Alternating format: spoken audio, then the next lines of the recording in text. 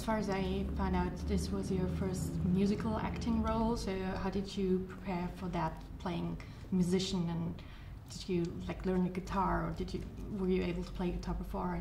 Yeah, I played a bit of guitar before. I played like acoustic guitar really, and rhythm guitar. Never a huge amount of lead guitar, so that was a new challenge to me. And it was a very particular task because we're not being asked to be amazing musicians. We're not being asked to play the songs perfectly. We're just being asked to learn, like, to look effortless, to be able to sell that we've been playing that guitar all of our lives and that we are complete masters of our instruments. And with Brian, it's really, you know, it's a very particular task because he has such a idiosyncratic style. It's you know, he plays with a sixpence coin. He plays on a guitar that he and his father made when he was a teenager. Wow.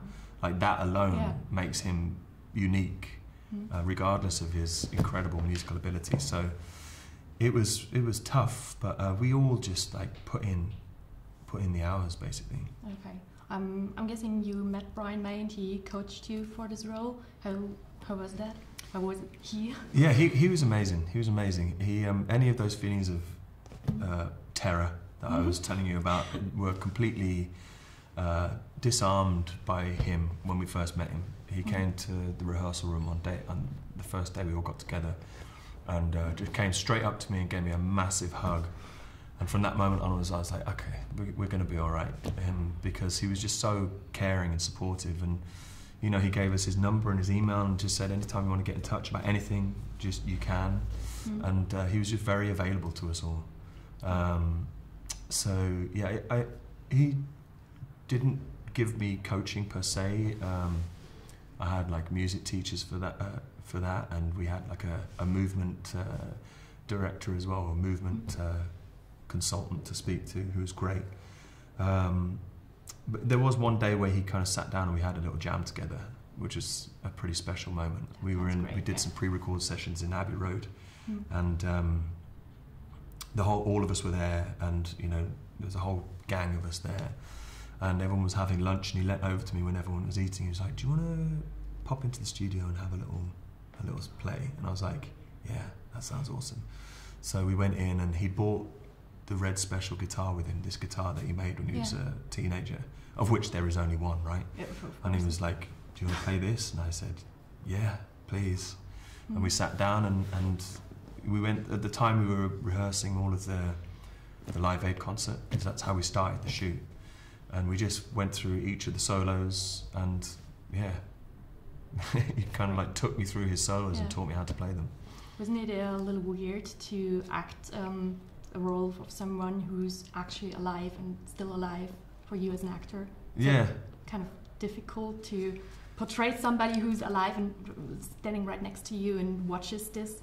Yeah, well, it is really difficult and intimidating, and but at the same time, like, there's no better source of research than spending time with the man, and you know, asking him questions, sometimes very specific questions about, you know, how to play a certain solo, or memories of a certain concert, or anecdotes like that. But then I think even more useful than that was just being able to spend time with him as an individual and just kind of get to know him a little bit, and he get to know me a little bit, and through that you kind of absorb something of somebody's spirit, of their soul, just you know, kind of it's actually helpful to meet the person.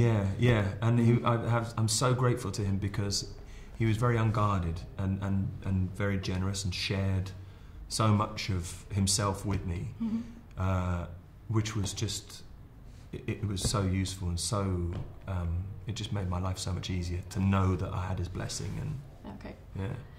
How was it with the rest of the gang, working with Rami? And a nightmare. They're awful. I hope I never see them again. No, I guess you will. No, they're honestly, like, we knew that it was going to be an important part of this film, was to try and emulate the bond that band have, that Queen have. They saw themselves as a family and referred to the band as the mothership. They kept on coming back to each other, and we knew that we needed to try and to try and replicate that family feel, which is difficult when you've only got like a month to prepare. But we immediately hit it off. We socialised together. We hung out together. It was really cool that. So why didn't you bring him along here? Sorry. So why didn't you bring him along? Bring who? Rami. Ah, well, I'm sorry. You have to make do with me. But yeah, but he, we all kind of like. It was cool that 2 of the band were from America and 2 of us were from London, and so like what helped was that we were hosting them, like, and we wanted to go out and show them all of our favourite places in London, and so we just the bond really came really quickly and instinctively. And even to this day, like, there's not a day goes by where we don't all speak to each other. We see each other all the time. Like, I really feel that, I know people say this kind of quite casually and so often, but we really do feel like a family. Because, like, the experience of doing this film was like no other. Okay. And we've always got these great memories. Awesome, yeah. Yeah, unfortunately our time's up. No worries. Already. Yeah, thank you. Nice to speak to you. Thank you for answering more questions and playing the game. Yeah, and awesome movie. Thank you very much. Have a nice day. Nice to meet you. See you. Bye. Bye-bye.